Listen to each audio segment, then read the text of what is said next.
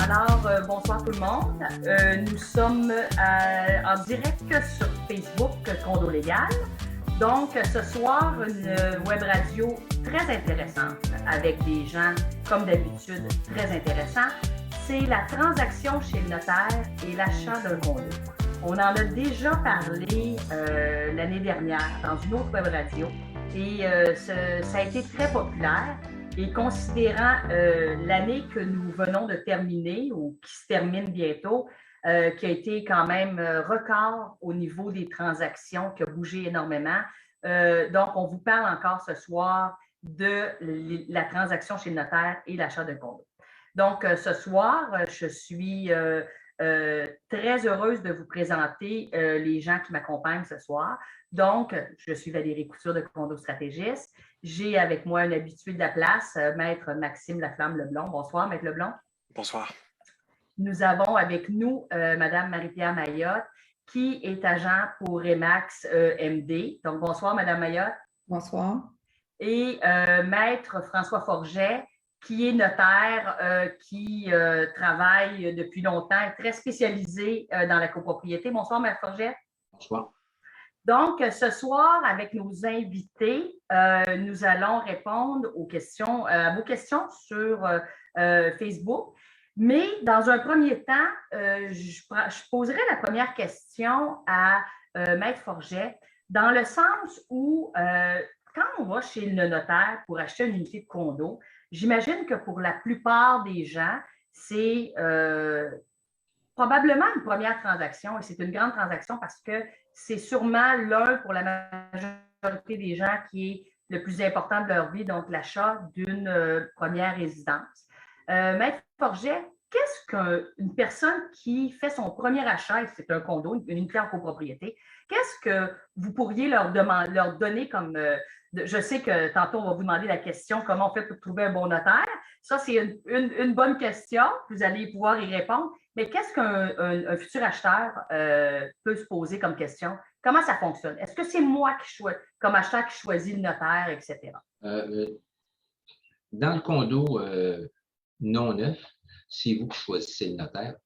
Peut-être votre banquier, des fois, peut l'obliger, de temps en temps. Pas souvent, mais certains banquiers.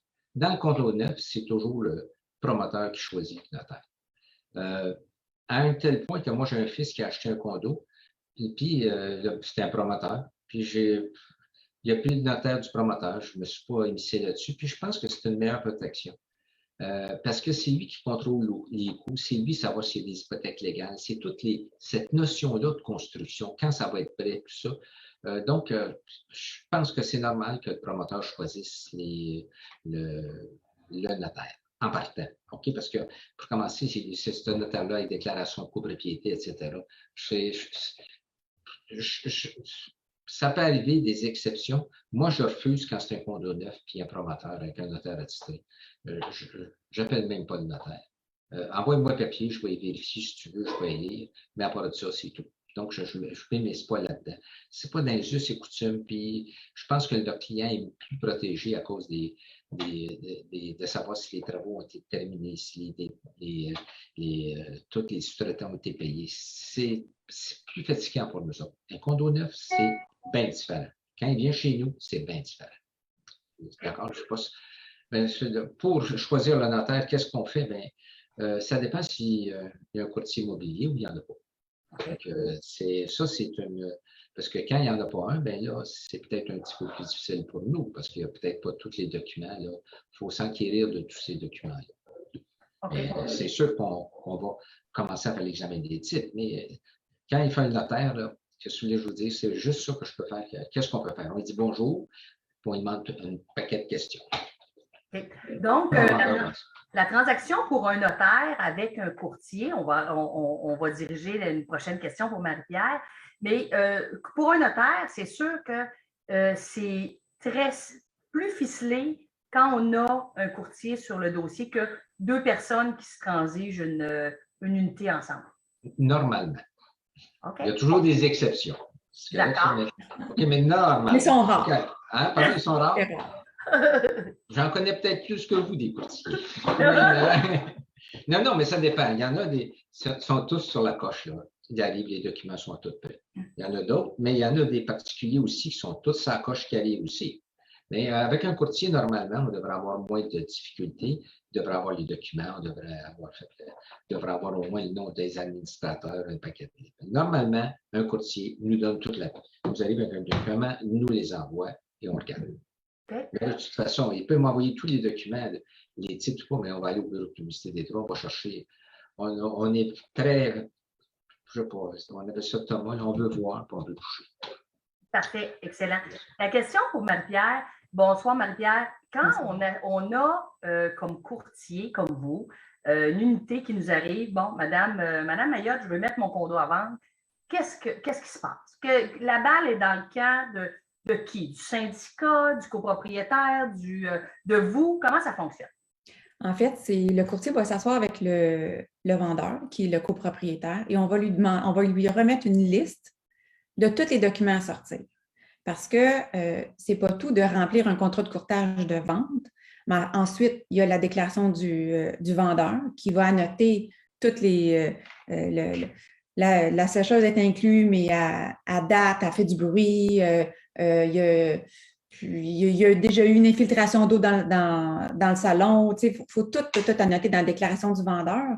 Mais tous les documents qui sont les procès-verbaux des 3 dernières années, les règlements de l'immeuble, le certificat de localisation, puis souvent, il y en a qui n'ont plus de certificat de localisation où ils datent de plus de 10 ans. Bien, à ce moment-là, il faut en commander un nouveau.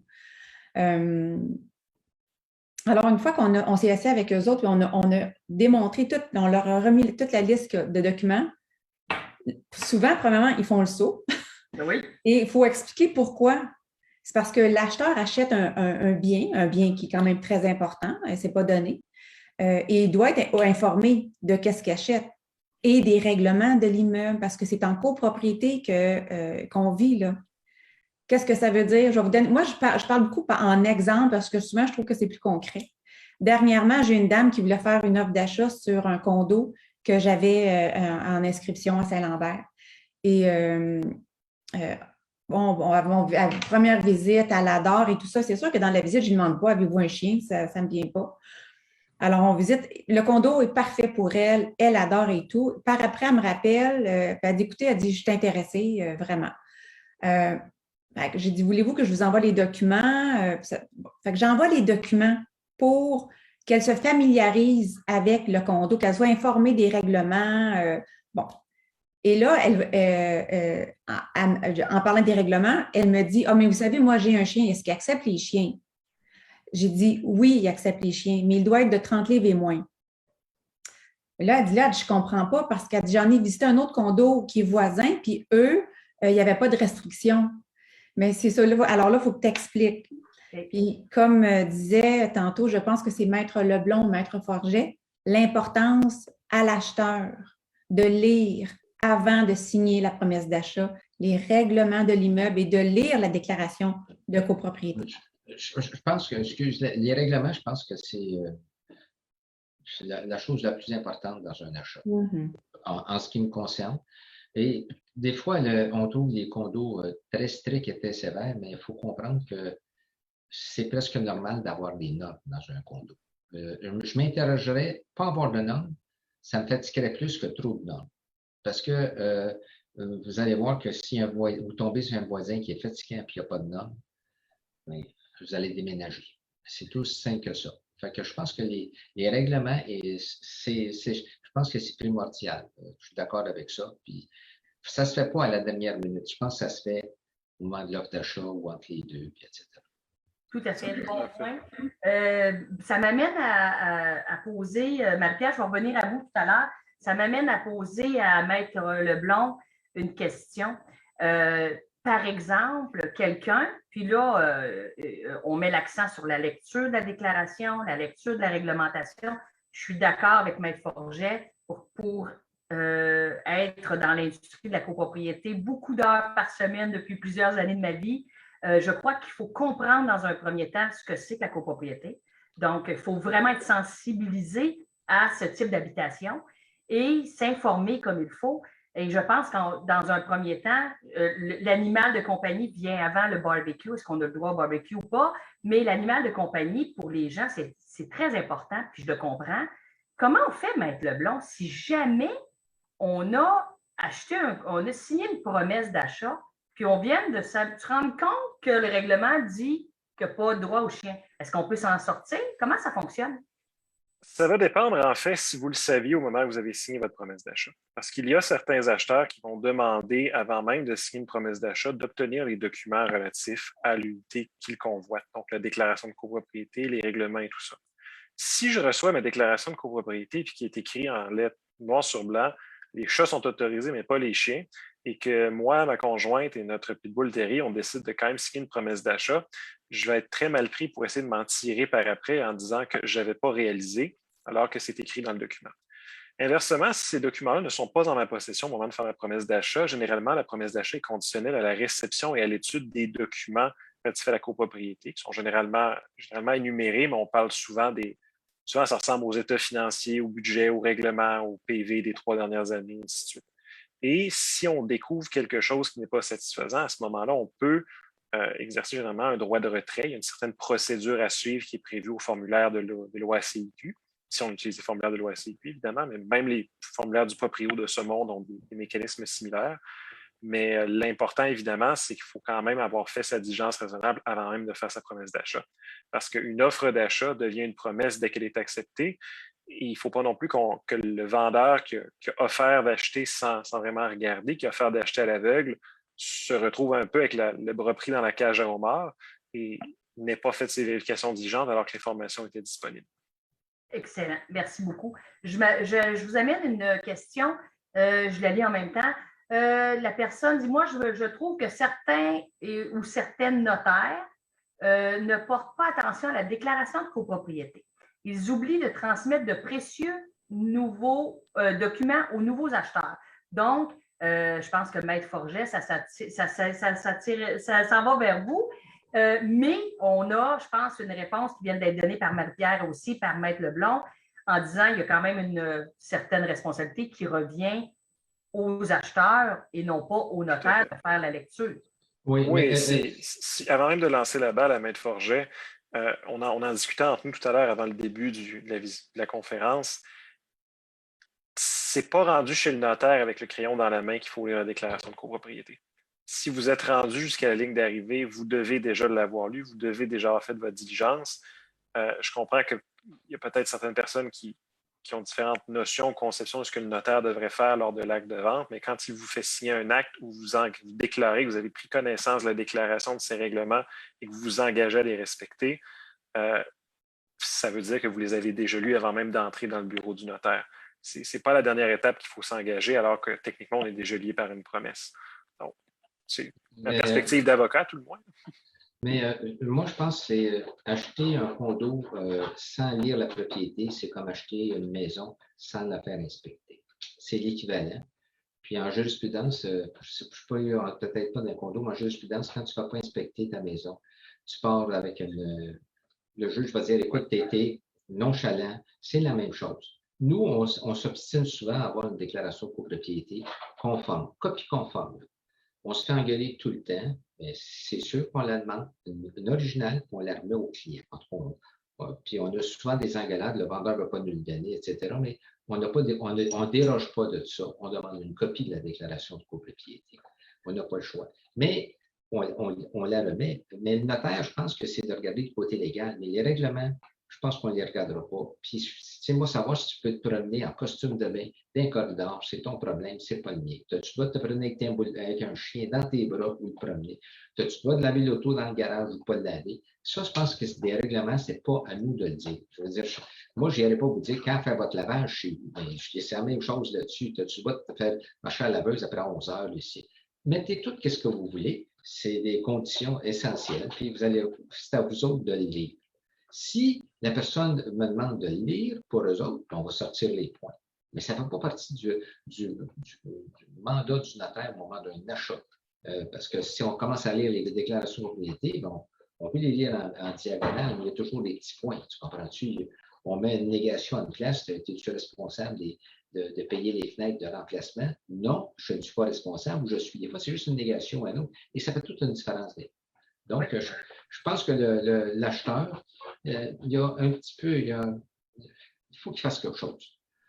Puis souvent, l'agent d'immeuble peut y aider. Ça, si ça est temps, mais je vous dis ça de même. Mais normalement, l'agent d'immeuble le fait, puis il donne des détails. Puis le courtier doit le faire toujours. C'est notre rôle. Parfait.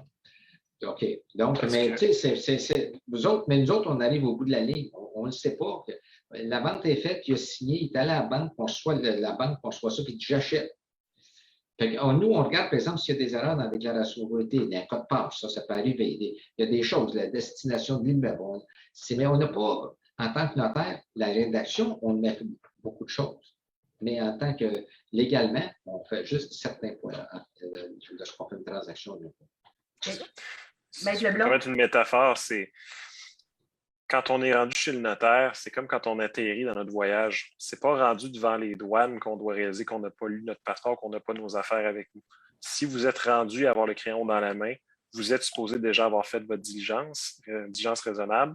Vous avez promis d'acheter une unité de copropriété, vous avez demandé des documents, vous avez vraisemblablement obtenu. Si vous n'avez pas obtenu, vous êtes devant chez le notaire. Si vous avez accepté de signer quand même, je pense qu'il ne faut pas s'attendre non plus à ce que le notaire prenne un rôle de soupape de sécurité, de prendre vraiment l'acheteur par la main et de lui faire lire la déclaration au complet, alors que s'il est rendu là, c'est normalement qu'il a déjà accompli cette étape-là. Et je ne pense pas que c'est le notaire, évidemment, doit s'assurer que l'acte de vente est bien compris, qu'il est complet, qu'il est exact et tout ça, mais il n'a pas besoin, quant à moi, d'aller plus loin que de confirmer auprès de l'acheteur que vous avez la déclaration qui est faite à l'acte de vente, que vous avez lu la déclaration de propriété et ses règlements et vous engagez à la respecter. Une fois, je suis d'accord avec un avocat. Une fois par pleine lune. C'est pour ça que c'est important de faire affaire avec un courtier immobilier, parce que le courtier immobilier, ça fait partie de son travail, de s'assurer que vous ayez tous les documents en main, que vous les compreniez et que il vous satisfait. Et le courtier, normalement, il va les lire avec vous, puis il va vous mettre en lumière les points importants. Ça, c'est important, Marie-Pierre, parce que, premièrement, pour être là-dedans à journée longue, moi, je suis d'accord. Une déclaration de copropriété, c'est un bon somnifère, en fait, si on veut s'endormir le soir. Ça dépend de qui, ça dépend pour qui. Non, mais il peut y avoir une jouissance intellectuelle en lisant une copropriété. Je m'excuse, là. Hein? Je suis d'accord. On est des avocats et des notaires. Notre lecture de chevet est en papier format légal. Exactement.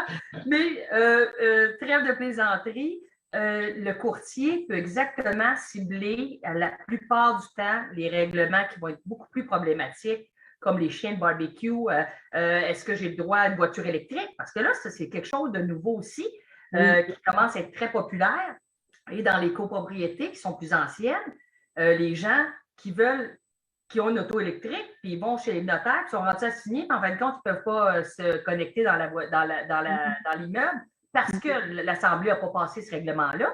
Ça devient un gros mandat pour l'agent, le courtier immobilier. Je suis d'accord avec vous, Marie-Pierre, ça prend des professionnels et je crois que c'est très important d'être bien encadré dans ce travail-là. Les bornes électriques, c'est un excellent exemple parce qu'on voit beaucoup de gens qui vont demander aux vendeurs directement pendant la visite ou un peu plus tard au cours de la transaction. Mais moi, j'ai une voiture électrique, est-ce que je vais pouvoir en installer dans mon garage? Ah oui, il n'y aura pas de problème. Mon voisin a un tel. Mais attendez, il n'y en a pas nulle part. Si on relit les 3 dernières années des procès-verbaux des réunions, ils n'en ont jamais parlé nulle part. C'est parce qu'il y a un problème. Tandis qu'à d'autres places, ça fait 1 an qu'ils en discutent, il y a déjà des options. C'est pour ça qu'il faut lire les documents. Moi, je demeure dans un condo et il y a 200 places de stationnement, il y a 3 bornes électriques. Et si tu peux avoir une borne électrique, tu es obligé de le brancher auprès de ton compteur. Puis, ça ne se branche pas juste comme ça. Ça prend un électricien, ça prend des boîtes, etc. Et ça devient très complexe. OK? Puis, c'est pas sûr que les condos les condos plus âgés, ils vont mettre un fil, un système pour tout le monde. Ça coûterait une fortune. Et même les condos, certains condos neufs n'en ont pas plus qu'il faut. À l'achat, ça serait intéressant de dire au promoteur, mets-moi une borne. Si tu ne demandes pas à l'achat, je pense que tu vas avoir un problème éventuellement. Okay? En fait, le problème, il va coûter 5 000 à régler. Exactement. Je parle par expérience. Oui, tout à fait. Puis, vous avez raison, Maître Forget, parce que les gens, comme gestionnaire de copropriété, nous, on est obligés d'organiser ce genre de réglementation-là, de demander l'aide des avocats comme l'équipe de Maxime pour préparer un règlement, présenter ce règlement-là à l'Assemblée, le faire voter avec la majorité qui est exigible. Après, ça veut dire qu'il y a du travail là-dedans et après ça, le copropriétaire doit effectivement investir beaucoup de sous. Donc, on parle entre, moi là, dans le standard, ça doit être entre 5 et 7 000 par borne. Parce que vous avez raison, on installe une borne, on amène du filage, on a une borne, on a un boîtier de délestage. C'est toute une technique qui est spéciale. Mais si, dans une transaction, moi, je sais que j'ai besoin de brancher ma voiture à tous les soirs, je suis aussi bien de chercher un immeuble où je sais très bien que je pourrais, moyennant un léger supplément, peu importe le montant, installer une borne. Alors, oui, bon point. Il faut que ça soit fait avec... le condo, il faut toujours penser que c'est l'intérêt commun. Fait que tu ne peux pas brancher ça tout croche. Je pense que c'est ça qui est dangereux. Donc, il faut que tu aies souvent une personne désignée, etc. Je pense que c'est la norme. Fait que, mais les bornes électriques, là, ça va être ton futur gagne-pain, Maxime. Effectivement. Mais ce que je trouve intéressant, on parle des bornes électriques, puis on parlait tout à l'heure des chiens. Ça revient toujours ultimement au fardeau qu'a le vendeur, l'acheteur de se renseigner adéquatement. Quelqu'un qui possède une Tesla aujourd'hui ne peut pas croire à l'état du marché actuel qu'il peut la brancher n'importe où, n'importe quand. Ça fait partie des vérifications de ce qu'il doit faire. Est-ce qu'il va pouvoir brancher sa voiture dans le garage? De la même manière que j'ai beaucoup de difficulté à penser que quelqu'un qui a déjà vécu en appartement ou qui a acheté sa première propriété ne peut pas ignorer que ce ne sont pas tous les immeubles qui permettent les animaux. Parce que c'est vrai en copropriété, mais c'est vrai en locatif aussi. Ça fait partie pardonnez l'anglicisme, c'est le fameux due diligence. C'est de s'assurer que la propriété qu'on se propose d'acquérir répond non seulement à nos besoins, mais également aux particularités de nos besoins.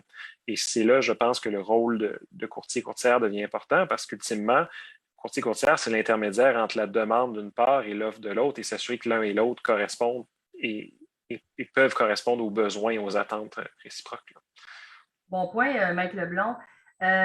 Marie-Pierre, ce que Maître Leblond vient de dire, c'est qu'en fait, si j'ai bien compris, est-ce qu'on peut dire que le courtier représente les deux parties? Ben non. C'est très rare que ça l'arrive et dans un monde idéal, ça n'arriverait pas. OK. Ça va arriver si, disons que j'ai un condo à vendre et il y a un acheteur qui appelle puis il n'y a pas de courtier. Okay. Là, à ce moment-là, je vais m'occuper des deux. Moi, selon mon code de déontologie, je travaille pour le mieux pour mon vendeur et je travaille pour le mieux pour mon acheteur. Alors, c'est là que ça devient plus complexe et qu'on devient extrêmement soucieux du détail. On veut s'assurer que les deux sont au courant de tout.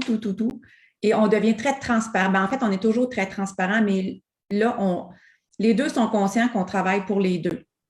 Ça va être... honnêtement, ça ne m'est jamais arrivé que ça a été problématique. Ça peut être problématique dans des cas de négociation. Et que là, l'acheteur ou le vendeur va avoir l'impression, souvent c'est qu'une question de perception, mais il va avoir l'impression que tu es plus favorable avec l'autre partie. Alors, c'est très important de rester neutre dans tout ça et d'y aller seulement avec les faits. Mais, comme je disais tantôt, d'être extrêmement transparent, de tout communiquer les éléments. Okay. Donc, on pourrait arriver toutes les deux vers vous. Vous avez le mandat de vente, puis moi, j'arrive, je vais acheter un condo. Ça peut se faire. Puis, on peut aussi arriver avec nos courtiers, puis le courtier va appeler l'autre courtier, puis ils vont faire la job en même temps. OK. Merci beaucoup. Parfait. J'ai une question d'une auditrice qui est quand même très importante. Je ne sais pas si c'est Maître Forget ou Maître Leblond qui peut répondre, mais c'est important aussi de connaître la différence entre l'acte constitutif et le règlement de l'immeuble. On connaît tous la réponse, mais qui voudrait préciser ça à nos auditeurs ce soir? Parce que vraiment, c'est une déclaration de copropriété, c'est lourd, c'est gros, c'est fastidieux, mais il y a une grande différence dans la question qui est posée. Je peux la prendre si vous voulez. Dans une déclaration de copropriété postérieure au 1er janvier 1994, elles sont structurées en 3 parties. C'est-à-dire que dans un seul document, on a 3 grands intitulés. Le premier intitulé qui est l'acte constitutif, le deuxième intitulé qui est le règlement de l'immeuble, et le troisième intitulé qui est l'état descriptif des fractions, que la vaste majorité des gens ne lisent pas. Et ce n'est pas nécessairement pertinent pour les fins de ce soir. Le règlement de l'immeuble, c'est, pour le prendre à l'envers, c'est là où se trouvent toutes les règles relatives à la jouissance et aux conditions d'exercice du droit de propriété dans votre partie privative, dans les parties communes à usage restreint. C'est généralement ce qui touche vos droits d'existence et d'activité à l'intérieur de la copropriété au jour le jour. C'est ce qui vous touche généralement le plus directement.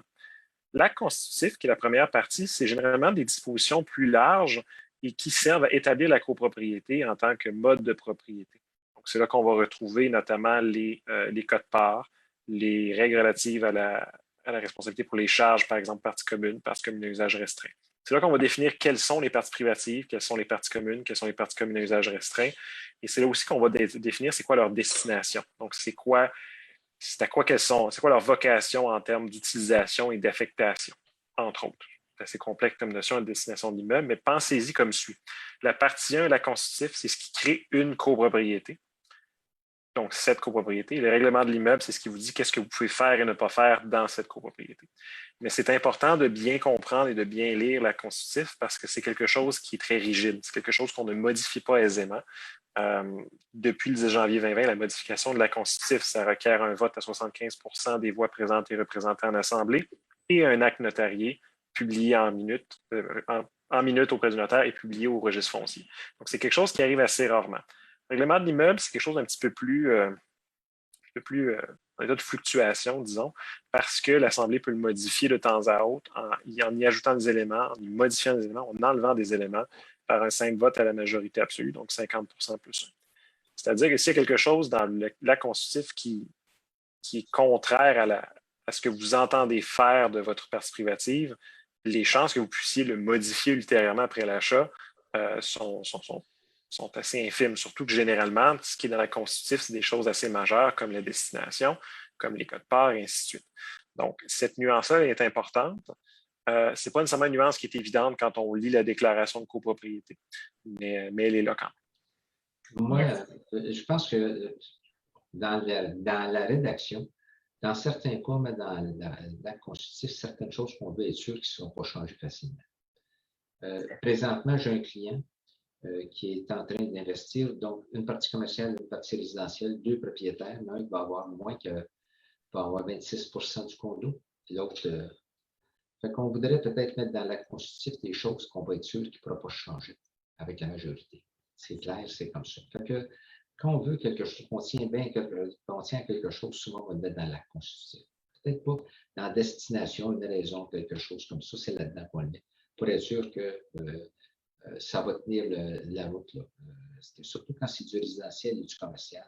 Tu ne veux pas que l'immeuble soit délabré. Au lieu de le mettre dans les règlements, tu vas le mettre dans la constitutive. Pour que la bâtisse n'ait pas d'allure. À un moment donné, qu'un commerce qui est en bas, puis tout le monde entrepose leur pneu à neige sur le balcon, puis ils étendent le linge sur le bord du balcon. Alors, tu ne veux peut-être pas ça si tu es un propriétaire en bas. Fait que tu mets des choses un peu plus restrictives là-dedans. C'est sur ce bord-là. La constitutive, c'est le noyau dur de la copropriété, essentiellement. C'est ce que l'on peut présumer qui ne changera pas ou qui ne changera pas avec une fréquence particulière. Question, parce que Maître Leblond, vous avez dit quelque chose qui est intéressant, je pense qu'il est important de préciser, dans le sens où quand on a une modification à faire maintenant, ça a changé justement depuis janvier 2020, pour enregistrer le règlement qui serait dans la Constitution. Comment un syndicat fait faire ça par qui? Par un avocat, par un notaire? On peut penser, ça coûte combien faire ça? Parce que les gens se posent la question, oui, mais là, si je pour passer un règlement qui est dans la Constitution, ça va me coûter cher. Puis vous savez, c'est le noyau de la guerre, c'est les soupes et tout ça. Là. C'est sûr que généralement, modifier la constitutive, c'est quelque chose qui coûte cher. Je ne parlerai pas d'un règlement de la constitutive parce que ça peut porter à confusion avec le règlement qui est une section à part. Là. Mais généralement, la façon de faire, c'est qu'on prépare déjà un projet de modification à la déclaration de copropriété, donc à l'acte constitutif, qu'on joint à l'avis de convocation de notre Assemblée et qu'on fait voter.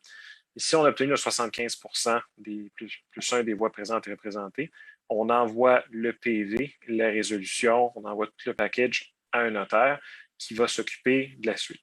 Évidemment, la question, c'est qui prépare le projet de modification?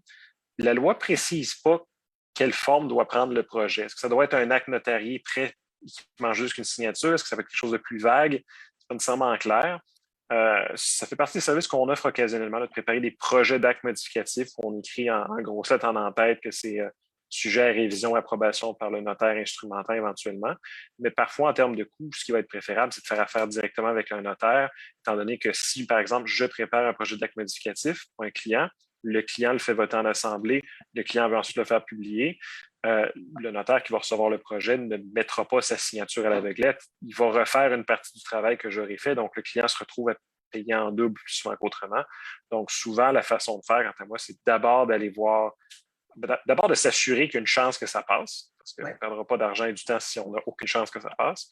Une fois que c'est fait, que le CA aille voir, consulter un notaire, préparer un projet d'acte modificatif, préparer ce projet de document d'assemblée, convoque l'Assemblée, consulte l'Assemblée, tient son vote.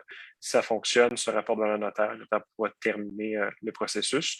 Quant à ce que ça implique de terminer le processus, je m'en remets à m'être forgé. Je n'ai jamais été impliqué de ce côté-ci du rideau, mais c'est comme ça que je suggérais de procéder. Là. Sinon, il y a un dédoublement des coûts souvent entre l'avocat et le notaire pour ce genre de projet-là.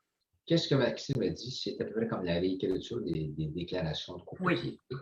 Et ou de passer un règlement. Moi, quand quelqu'un m'appelle une réécriture, je dis, bien, oui, on va te la faire, puis il n'y a aucun problème, mais j'aimerais ça que tu commences à faire accepter par tes gens que par le conseil, les copropriétaires, comme quoi ils veulent une écriture. Parce que si on commence à te charger, puis ça ne passe pas, bien, tu vas te retrouver devant rien. Fais commencer à approuver le projet, fais-le approuver, puis après ça, on va le faire. Je pense qu'il y a une méthode de préparation. Tu n'arrives pas de même, tu dis, bon, mais on a réécrit la déclaration, voici, signez-la. C'est pas le même que ça marche. Je pense que ça se prépare longtemps d'avance. Hein? C'est pas. C'est presque une communauté. Il faut que les gens soient d'accord. Il faut trouver un consensus parce que tu ne peux pas imposer ta vision. Le consensus est bien important. Je pense qu'il faut y aller mollo. Mais c'est pas juste un acte juridique, c'est un acte d'abord et avant tout politique. Donc, avant de faire les frais et les délais de claquer le processus d'une modification d'acte constitutif, minimalement, il faut s'assurer qu'elle a une chance de passer. Parce que sinon, malheureusement, c'est de l'argent qui va sortir par les fenêtres. Mais on est confronté à ça beaucoup ces années-ci. On commence à se faire comme gestionnaire, poser la question. Notre déclaration, elle est vieille. Vous savez aussi qu'on a beaucoup de syndicats qui sont avant 94. Donc, les déclarations sont vraiment désuètes. Et ça devient difficile de dire aux gens ou à un courtier immobilier, je vends une propriété, mais la déclaration est presque plus à jour. Je comprends, puis je le sais, je suis là-dedans. C'est un travail de moine de faire passer l'investissement de refaire une déclaration de copropriété. Déjà, les syndicats sont tiraillés par l'argent dans le fonds de prévoyance, carnet d'entretien, ces choses-là. Mais, Maître Forget, on peut penser à combien d'investissements pour mettre un règlement à jour pas un règlement, mais une modification de la Constitution. Je sais, j'oserais pas dire un chiffre parce que moi, il y en a des gens qui sont bien.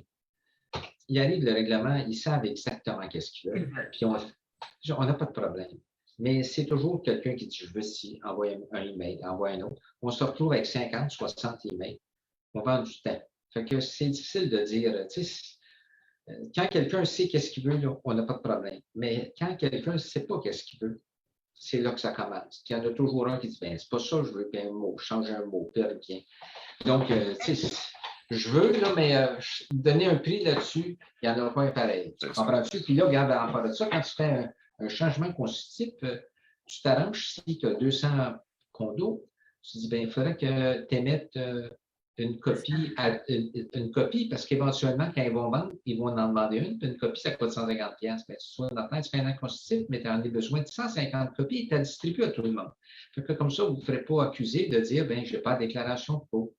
Quand on fait une modification de la déclaration, bien, on fait une reconstitution, on dit, bien oui, ça en prend une pour tout le monde, puis on la charge, puis on la donne. On ne dit pas à ceux qui veulent la payer, on s'arrange que ça soit dans le prix, puis on la distribue. Tout est clair comme ça. Parce que quand ils vont revendre, ils vont en avoir le besoin, fait qu'on évite ça. Fait que je pense que ça, c'est déjà en partant, c'est ces frais-là, puis quand tout le monde a sa copie, ça va très bien. Il n'y a personne qui se fait critiquer, surtout le gestionnaire.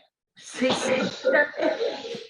Et de plus, c'est que vous savez comment ça fonctionne, les syndicats de copropriété. Il faut arriver avec un package deal parce qu'ils n'ont pas de marge de manœuvre si on explose le projet de changer la déclaration. Il faut vraiment qu'il y ait un prix qui soit le pire des pires, mais au moins ils sont d'accord avec ça, comme vous avez dit. Ils ont l'Assemblée générale derrière eux qui dit, regardez, on n'a pas le choix, il faut le faire.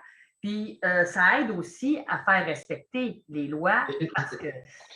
Une déclaration, ça change, mais c'est qu'après, comme une convention d'actionnaire, n'importe quel contrat, quand les gens savent et sont arrivés avec des points bien précis, c'est facile pour un juriste de le faire. Mais quand il faut les faire accoucher, puis les faire régler la chicane, puis là, on n'en sort plus. OK, bien, c'est pas, je pense qu'en tout cas, c'est pas ça, c'est peut-être ça le rôle d'un juriste, c'est pas nécessairement les faire accoucher, mais il faut qu'il y ait une discussion maison avant, puis qu'ils sachent exactement qu'on ait un canevas de travail, puis on veut telle modification. Puis là, on va dire, bien non, ça n'a pas de sens, cette modification, ça va à la compte de tel article. Oui, ça va ça, tu as oublié ça. Là, ça va bien, mais il faut qu'il y ait un débroussaillage de fait par les gens. On ne les prend pas. OK, je pense qu'il faut qu'ils s'aident eux autres même. S'ils ne s'aident pas, il faut qu'ils s'attendent à ce que ça coûte une fortune. Et c'est pas agréable de travailler là-dedans parce qu'on recommence, on défait, on recommence, on défait. Il y en a qui aiment ça, là, travailler à l'heure puis des piliers, mais c'est pas valorisant pour nous autres. C'est le fun quand tu arrives à une structure et on discute de points de droit bien précis. Parfait. Excellent. Je ne sais pas si tu es d'accord avec ça. Les élevés, là, moi, quand quelqu'un me demande ça, j'ai 2 enfants, je les ai élevés, j'en élève plus d'autres. Prends-toi-même. Bon point. Je vais revenir avec Marie-Pierre plus sur on a bifurqué sur la déclaration qui fait partie de la vente. Marie-Pierre, vous avez comme courtier immobilier un formulaire qui s'appelle le DRCOP. Oui. Donc, ça, chaque courtier immobilier est obligé de remplir ça pour une transaction. En fait, ce n'est pas le courtier qui le remplit. OK. C'est toi. C'est vrai. C'est vrai. Et merci de me ramener à l'autre. J'en remplis avec mon adjointe plusieurs. En fait, vous êtes obligé de demander au syndicat. Ce n'est pas un formulaire obligatoire, hein? Je vais juste corriger ça. C'est un formulaire fortement recommandé. OK. La majorité des courtiers vont l'utiliser parce qu'il est rempli d'informations extrêmement importantes que souvent même le vendeur n'est pas au courant. Genre, le fonds de prévoyance est à combien en date d'aujourd'hui? Y a-t-il des cotisations spéciales de voter? Oui. Parce qu'il y a des copropriétaires qui n'assistent pas aux réunions, qui ne lisent pas les procès-verbaux. Quand ils vendent, là, y a-t-il une cotisation? Non. Puis là, c'est quand tu fais sortir la documentation, puis que là, tu t'intéresses aux documents que tu lis. Ah, attends, oups, un instant, oui, il y avait quelque chose. Alors, ce document-là est très important. Mais pourquoi, comme moi, je suis d'accord avec toi, là, puis moi-même, comme présidente d'entreprise en gestion de copropriété, quand un courtier nous appelle, nous demande un courriel, envoie-nous ton DRCOP, puis ça. Pourquoi je suis un courtier puis je ne ferais pas remplir ça? Y a-t-il une raison quelconque? Non. Non. OK, parfait. Mais vous, ça vous sert exactement de plan de travail parce que vous allez autour de ça informer votre copropriétaire. Oui, ça, c'est peut-être moins bon pour nous, ça, c'est bon, etc., etc. Oui, il faut informer, c'est de l'information autant pour le vendeur, mais c'est surtout pour l'acheteur. Oui.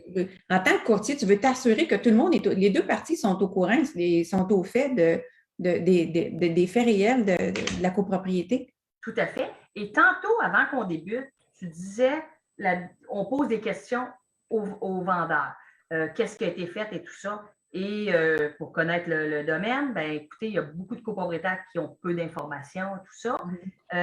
Est-ce que des fois, ça vous oblige de ne pas prendre un mandat parce que vous n'avez pas l'information?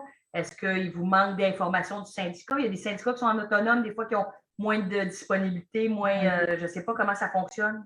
Moins d'infos. En fait, c'est là que ça devient très important pour quand un courtier va prendre une inscription d'une copropriété, de demander les 3 dernières années des procès-verbaux de l'Assemblée générale annuelle, des budgets, des états financiers et des lire et des passer à travers. Ça n'empêchera pas un courtier, le condo, le propriétaire veut le vendre, le courtier va l'aider à le vendre. C'est notre travail de le guider, de le conseiller, de l'accompagner là-dedans. Mais c'est notre responsabilité d'aller chercher l'information. Et l'information, elle existe quelque part. Puis la majorité du temps, vous avez raison, Valérie, le copropriétaire n'a pas l'information. Puis c'est comme l'histoire du chien. Moi, ça, c'est vraiment un fait réel qui m'est arrivé. Le propriétaire était sûr que ça pourrait être correct. Puis, ben non, c'est pas correct. Non, il y a plein d'autres choses qui sont peut-être pas correctes que tu n'as pas, exactement. cherché. Et le courtier va mettre en lumière ces éléments-là, mais c'est notre responsabilité au courtier immobilier d'aller chercher ces documents-là, de les lire et de les faire lire à l'acheteur pour qu'il soit. Puis, je pense que c'est, je ne suis pas certaine, mais je pense que c'est Maître Leblanc qui le disait tantôt. Ces documents-là, dans la promesse d'achat, sont demandés. C'est écrit noir sur blanc. Ça devient une condition à l'achat. Alors, le vendeur, s'il n'avait pas encore trouvé ces documents-là, puis il reçoit la promesse d'achat, c'est sa responsabilité de les trouver. Et le syndicat ou la compagnie de gestion a toujours ces documents-là. Parfois, ils sont très, comment je dirais ça, avares de commentaires dans les procès-verbaux. Ça ne dit pas grand-chose. Tu vois que c'est fait à l'interne. Politique. Exactement, exactement. Là, on a moins d'informations, mais on a quand même les éléments importants. OK, merveilleux. Il y a quelque chose qui s'en vient de très important, puis la question est pour Maître Leblanc. Avec le projet de loi 16, vous savez où je m'en viens, il y aura un document qui devra être mis à la disposition d'un éventuel acquéreur ou de copropriétaire. Moi, je suis dans la première à toujours dire lors des discussions sur ça, c'est aussi bon pour le copropriétaire actuel que celui qui veut vendre, que celui qui veut acheter. C'est au moins tu as un canevas de quelque chose qui va avoir de l'information qui va être colligé tout à la même place. Parce qu'actuellement, c'est un peu encore pas clair, dépendamment du courtier immobilier. Il nous demande l'étude de fonds de prévoyance, le carnet d'entretien. Il y en a d'autres qui ne le demandent pas. Il y en a d'autres qui demandent juste qu'il est-tu fait. On n'est pas rendu au point où il est suivi, parce que c'est important aussi. J'ai beau avoir ce dépôt de papier, mais si je ne le suis pas, ça ne fait pas ma copropriété une copropriété peut-être bien tenue. Fait que Maître Leblanc, qu'est-ce qu'on peut, à quoi ça va ressembler, c'est la grande question. Qu'est-ce qu'on peut s'attendre avec ce document-là? Qui va aider tout le monde au passage? Écoutez, avant de dire que le document va aider tout le monde, j'attendrai de le voir. Il y a bien des réformes législatives récentes qu'on se demande qui ça aide, mais blague et scepticisme mis à part, effectivement, l'article 1068.1 du Code civil du Québec, qui n'est pas encore entré en vigueur, prévoit que celui qui vend une fraction devra remettre au promettant acheteur ce qu'on appelle une attestation du syndicat sur l'état de la copropriété, dont la forme et le contenu sont déterminés par règlement du gouvernement. Et le règlement, il n'existe pas. Et entre vous et moi, je ne retiens pas mon souffle. Je n'ai aucune idée quand est-ce qu'il va être établi. Ça semble être assez bas là, dans l'ordre des priorités gouvernementales. Donc, à quoi est-ce qu'elle va ressembler, cette attestation sur la copropriété? Honnêtement, je ne sais pas. J'ai l'impression, si je me fie, que je regarde dans ma boule de cristal, donc avec plusieurs caveats et sous toute réserve, j'anticipe que ça risque de traiter notamment de l'état des finances, fonds de prévoyance, études de fonds de prévoyance, unité de référence, peut-être un historique de sinistre, le cas échéant, peut-être un historique de sinistre qui affecte la partie privative, les PV, les modifications réglementaires, certaines choses, mais à quoi ça va ressembler exactement, je ne sais pas. Et j'ai honnêtement pas tant l'impression que ça risque d'être quelque chose de si différent de ce qui est demandé dans le fameux formulaire des RCOP. Mais encore là, sans avoir le règlement du gouvernement qui est annoncé à 1068.11. On ne sait pas exactement ce que le gouvernement a en tête. Ce qui est intéressant, par contre, c'est que cette déclaration du syndicat relative à l'immeuble, c'est un changement de paradigme parce que jusqu'à cette réforme législative-là, en fait, la jurisprudence était très clairement à l'effet que le syndicat n'avait pas à se mêler de la relation acheteur-vendeur et même qu'il n'y avait pas l'obligation de remplir le fameux formulaire DRK. La jurisprudence était à l'effet que le syndicat n'a rien à faire, aucune obligation de se mêler d'une transaction, alors que là, on voit que le législateur a décidé qu'il y a quand même un certain rôle à jouer, notamment avec l'histoire de l'attestation. Parce que l'attestation ne vient pas, le vendeur doit la remettre, mais ce n'est pas lui qui la prépare, c'est le syndicat qui la prépare. Donc, on peut ajouter ça là, au menu des obligations additionnelles qui s'imposeront aux gestionnaires et administrateurs de copropriété. Mais qu'est-ce que ça va représenter? Ça, malheureusement, pour le moment, on ne le sait pas. D'autres questions que je dois vous poser. Un syndicat de copropriété qui se voit recevoir une demande d'un notaire pour instrumenter une vente, quel est le délai que le syndicat doit respecter pour retourner le formulaire? Après ça, je vais arriver à Maître Forget, mais quel est le délai avant qu'il soit pénalisé ou que la vente se fasse puis que le nouvel acquéreur soit responsable des charges impayées? Okay. Bien, si votre question vise particulièrement les charges impayées, sur réception d'une demande du notaire, de l'acheteur vraiment, demandant quel est le montant des charges impayées s'il existe, le syndicat a 15 jours pour répondre. S'il ne répond pas, et pour ceux qui ont la référence, l'article 1069 du Code civil du Québec, si le syndicat ne répond pas dans le 15 jours, le nouvel acheteur peut ne pas être tenu au paiement des charges qui seraient impayées. Donc, le syndicat n'aura pas de recours contre le nouveau propriétaire, il devra aller contre l'ancien. Ce qui est un paquet de troubles, évidemment, ce qu'on recommande fortement à tout le monde d'éviter. Et c'est une recette parfaite pour une chicane pour un nouveau propriétaire qui se ferait cogner à sa porte, être à cotisation spéciale et où, puis il fait répondre quelle cotisation spéciale. Par contre, un élément qui est important de préciser à ce sujet-là, parce que justement, j'ai eu un procès de longue durée là, en septembre-octobre où c'était une des questions à litige. Il faut comprendre que l'obligation qu'a le syndicat d'aviser le promettant acheteur qui en fait la demande du montant des charges, il doit lui indiquer quelles sont les charges impayées qui sont exigibles.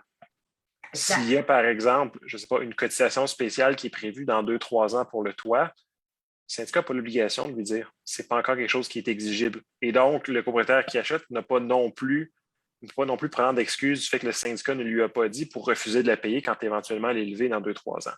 Par contre, il peut certainement le reprocher à son vendeur parce que c'est partie des informations et des renseignements que le vendeur doit livrer à son acheteur parce que c'est des éléments qui sont susceptibles d'affecter sa décision de se porter acquéreur ou non de sa partie privative. Parfait, merci. Maître Forget, 2 questions pour vous. La première étant, je comprends que ces temps-ci, vous êtes ultra occupé, puisque comme gestionnaire, nous recevons de plusieurs notaires différents de formulaires à remplir et que la transaction est pour demain ou hier. En moyenne, quand vous n'êtes pas trop surchargé, êtes-vous capable de respecter un délai raisonnable pour le questionnaire au syndicat, par exemple? Oui, nous, on ne passe pas de contrat sans... J'en ai une à vente récemment là, dans le commercial, le dossier un petit peu plus complexe. Et on refuse de passer le contrat si on n'a pas la demande du syndicat. On ne veut pas payer des frais des arriérages. Déjà, quand il y a des difficultés financières, on veut être sûr qu'il y a des frais. Donc, on le met. Normalement, ça dépend du gestionnaire aussi s'il répond. Oui. C'est ça aussi. Ce n'est pas juste le notaire, le gestionnaire aussi. Oui. Ouais, normalement, on met des délais. Ça fait partie de notre protocole. Quand on commence à monter le dossier, on écrit au nom de l'administrateur. Puis, deuxièmement, il faut avoir le nom de l'administrateur aussi. On ne l'a pas tout le temps. Fait que ça, c'est parce qu'on écrit à l'administrateur, au gestionnaire, on l'a. Donc, mais nous, ça fait partie des standards. On n'a pas le choix là-dedans. Okay? Mais on peut penser à un délai de 5 jours. C'est-tu raisonnable pour un gestionnaire et un syndicat? Oui, 5 jours, oui. Parce que normalement, on passe par on commence à monter le dossier. Le temps de signer l'acte de prêt, déjà signer l'acte de prêt, avoir l'argent, faire ci, faire ça, ça prend 5-6 jours. Tu sais, les délais aujourd'hui avec la pandémie, je ne sais pas s'il y en a qui travaillent avec les banques, c'est un petit peu plus long pour avoir des renseignements. Tu comprends-tu? Juste pour avoir un solde, je pense que ça prend 5 jours pour une hypothèque. Fait que des fois, les débourser, c'est 3 jours. Après ça, donc, les délais aujourd'hui pour communautaire, on appelle ça des délais élastiques. On a un petit peu plus de misère à produire à des heures. Tu comprends-tu? Il y a une question qui a en rapport avec le questionnaire du notaire. On dit qu'il y a des frais des gestionnaires, effectivement, et des syndicats qui ont compris qu'ils peuvent charger ça aussi. Donc, quel montant vous jugez raisonnable? Qu'est-ce que vous voyez dans votre pratique que ça peut coûter une demande? Je pense qu'ils chargent. Je commence à voir c'est qui le paye. Souvent, dans le syndicat, ils font toujours payer le vendeur parce qu'ils s'en vont, ils n'ont pas l'acheteur, déjà en partant. Oui. Donc, ça dépend qu'est-ce qu'il y en a. Fait que, tu sais, 152 ans PS à peu près. Puis, ils chargent des frais aussi de déménagement tant à l'acheteur qu'au vendeur parce qu'il faut mettre les couvertures dans le ciel, etc. Mais, tu sais, moi, je ne sais pas qu'est-ce qui est raisonnable pour moi. Le raisonnable, je pense que c'est au gestionnaire de dire c'est-tu raisonnable? Est-ce que j'ai l'impression que je m'engraisse ou c'est un prix raisonnable? La réalité, c'est pas. Moi, je reçois une facture, je la paye. Je ne sais pas quel ouvrage que vous avez fait. Mais normalement, c'est peut-être dire, bien, le gestionnaire aussi à dire, oui, il y en a qui essayent de charger une fortune. C'est pas long, mais c'est ça. Mais je crois que pour répondre à votre question, avec mes collègues gestionnaires de d'autres sociétés, on travaille souvent ensemble sur plein de dossiers. Je pense que la moyenne est entre 200 et 400 $. Et de plus en plus, pour le gestionnaire, c'est comme n'importe quoi. On fait de plus en plus attention pour remplir ça de plus en plus professionnellement, de ne pas oublier d'informations importantes, comme Maître Leblond référé, est-ce qu'il y a une cotisation plus loin, etc., etc. Fait que c'est à peu près le prix du marché. Mais moi, je pense que si vous avez un projet de condo, c'est toutes les mêmes questions. Vous devez avoir c'est toujours les mêmes questions à peu près. Vous devez avoir un document préparé et un gestionnaire bien préparé. Il y aurait tout ça en réserve. Il y aurait juste à dire les frais de condo pour celui-là et l'autre. Il y a 5-6 questions avec son général. Il paye sur Python et il l'envoie. Je vous dis, ça dépend de l'organisation du gestionnaire. Normalement, il devrait en avoir un, puis il devrait être fait d'avance pour tout le projet de condo, puis il met au fur et à mesure avec les cotisations spéciales, etc. Il met à jour, exactement. OK, merci beaucoup. On avait aussi, si on est en droit de demander des frais pour s'occuper de ces dossiers, si oui, quel montant? Doit-on procéder par ajout au règlement de l'immeuble? Est-ce que le frais de remplir un questionnaire, que ce soit par le syndicat ou le gestionnaire externe, devrait être inclus au règlement de l'immeuble? Ça dépend à qui vous faites. Mais pour de vrai. C'est au vendeur. Si c'est au vendeur, moi, je vous dirais de le prévoir dans un règlement. Oui. OK. Parce que sinon, le vendeur, il va vous demander en vertu de quoi vous me facturez. Ça ne fait pas partie de votre mandat d'administrateur, de votre contrat de gestion. Pourquoi est-ce que je serais facturé pour quelque chose qui fait partie de vos obligations? Prévoyez-le par écrit. OK. Parfait. C'était une question de les auditeurs. Les 53, j'aimerais revenir au niveau de Marie-Pierre. En fait, Marie-Pierre, tu as l'honneur aussi d'être administratrice d'un syndicat, d'être courtier immobilier. Donc, tu as de l'expérience des deux côtés.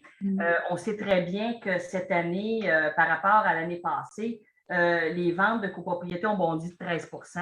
Ma question est lancée, puis je suis sûre que les deux professionnels à côté de nous vont réagir, mais il y a plusieurs ventes, on entend dans les médias, les gens ne font pas d'inspection, tantôt on en a parlé. Est-ce que vous voyez ça vraiment? Qu'est-ce qui a changé dans les 2 dernières années qui est bousculant, là? Il y a eu beaucoup, que vous avez entendu parler, particulièrement pour les condos de premier acheteur et les unifamiliales, des offres multiples. La décision de faire une inspection ou non appartient à l'acheteur, mais je peux vous confirmer que moi, en tant que courtier, je n'ai pas un acheteur qui n'a pas écrit une promesse d'achat et qui n'a pas fait d'inspection. Parce que l'inspection, d'abord, elle n'est pas là pour négocier le prix par la suite. Ça, il y a souvent de l'éducation à faire. L'inspection est là pour protéger l'acheteur et protéger le vendeur et elle sert également de carnet d'entretien pour ton unité privative ou pour ta maison. Quand tu rentres dans une propriété, une nouvelle propriété, tu ne la connais pas. Rien de mieux qu'un expert pour te glisser un portrait avec tout ce qu'il y a à faire à court, moyen et long terme. Urgent, non urgent, nécessaire ou pas vraiment. Je trouve ça extrêmement utile comme document de base avant d'entrer dans la propriété, avant d'emménager. est-ce qu'on a vu ça? Oui, j'ai perdu des offres d'achat contre quelqu'un qui avait payé, qui avait offert un peu moins que mes clients, mais parce qu'il n'avait pas fait, qu'il ne demandait pas de faire l'inspection, ils ont gagné. Ceci étant dit, est-ce que je regrette, j'aurais-tu dû dire à mes clients non? Non, parce que je pense que c'était une erreur de la part des autres d'avoir accepté ça. C'est une erreur non seulement des acheteurs, mais du vendeur également. Fait que c'est sûr que le courtier, puis j'en connais des courtiers qui sont comme moi, qui insistent toujours pour faire l'inspection. Et dans la folie qu'il y a eu dernièrement, leurs clients, ça faisait 5 offres d'achat qu'ils perdaient et ils ont dit non, on enlève l'inspection. Bien, le courtier n'est pas à l'aise. Puis honnêtement, je le comprends parce que le rôle à la base du courtier, c'est vraiment de conseiller et de recommander les meilleures choses à faire dans une transaction immobilière. Ce n'est pas une petite transaction, on ne va pas acheter une paire de chaussures. L'autre chose qu'on voyait aussi, je ne sais pas si vous avez été au fait de ça, mais les visites d'unifamiliales puis de condos, peu importe, c'était 15 minutes à un moment donné. C'est parce que pour acheter des souliers, souvent, ça va nous prendre une demi-heure. C'était un non-sens. Moi, j'ai refusé de visiter des 15 minutes, puis je disais, bien, parfait, on va être stratégique. On va faire 15 minutes, puis s'il faut, m'en booker une deuxième visite. Fait que dans la même journée, tu travailles pour ton acheteur, tu travailles pour ton vendeur. Mais là, la folie commence à diminuer un peu, là, puis sincèrement, je pense que tout courtier est content. Oui, les notaires aussi. Oui. Mais pour l'inspection, je pense qu'il y a une différence entre une maison unifamiliale et le type de copropriété. Oui. Une maison unifamiliale, je pense que c'est duplex ou quand un seul propriétaire pour l'ensemble, c'est de faire une inspection. Et si la personne ne désire pas faire une inspection, nous, je pense que c'est important de le mettre dans l'offre d'achat ou dans l'offre qui a refusé tacitement de faire une offre d'achat. Et puis, je pense que c'est ça, parce que ça décharge le vendeur de toute responsabilité. Surtout quand tu fais une garantie, sans garantie légale, tu dis, j'ai refusé d'avoir ça, donc il pourra se pas. On le fait signer même. Quand l'acheteur refuse l'inspection, on le fait signer. Ben, c'est ça, mais dans une copropriété, ça dépend lesquels. Quand tu as une copropriété de 200 condos, tu vas faire inspecter ta propriété à toi, mais en général, c'est très, très relatif. Tu n'enverras pas ton inspecteur sur le toit de la Tour des Canadiens. Mais je dois vous avouer qu'à un moment donné, je m'en vais chez mon cordonnier et il dit, t'es notaire, toi? Il dit, ouais. Il dit, je veux mettre ma maison au nom de ma femme. Tu te fais-tu poursuivre? Il dit, oui, j'ai acheté un condo. J'ai vendu un condo il y a 5 ans. Je demeure au 3e, ils ont découvert de la périte dans le sous-sol et je suis obligé de payer, puis il a poursuivi les anciens propriétaires. Il a été poursuivi en tant qu'ancien propriétaire. Donc, ça reste quand même que tu as l'inspection, mais ça devient difficile pour un condo. Faut-tu examiner tout le condo complet? Quand tu as 20 condos, qu'est-ce qu'on examine? L'inspecteur, il va-tu faire le tour sur le toit? Il va-tu s'en aller là? Ça va coûter combien? C'est ça que je me pose comme question. Fait que, là, il faut que tu lises les règlements, il faut que tu lises qu'est-ce qu'il y en a, puis si le gestionnaire va dire j'ai fait faire les travaux, puis j'ai le carnet d'entretien, déjà, c'est déjà beaucoup dans le condo. Là. Dans une maison familiale ou petit condo ou quelque chose, je vais dire oui. Dans un condo un peu plus gros, plus difficile l'inspection. Tu comprends-tu? La majorité des inspections de condos, Maître Forget, c'est toujours pour la partie privative. Et si la thermopompe est sur le toit, on va aller sur le toit. L'inspecteur va y aller. Je suis d'accord avec ça. Mais tu as 2 toilettes puis un air climatisé. Tu sais que tu vas tout obligé de... En général, quand ça fait 15 ans, tu es obligé de tout stripper pour recommencer. Donc, c'est à peu près ça. Habituellement, si elle a 15 ans, l'unité, elle a été rénovée. La plupart du temps, qu'est-ce qu'on voit? C'est vrai qu'il n'y a pas beaucoup d'unités. Pardon? C'est sûr que quand c'est un condo, excuse-moi. Allez-y. Juste pour terminer, quand c'est un condo, c'est sûr que c'est moins grave, on va moins insister. Mais je le recommande toujours, puis rares sont les fois où l'acheteur va dire non, je ne ferai pas inspecter. Sauf quand il y a eu des condos, des achats de condos, le condo avait 1 an. Ils n'ont pas voulu, je n'ai pas insisté, c'est correct. Là. Il y a encore la garantie. Oui, c'est vrai.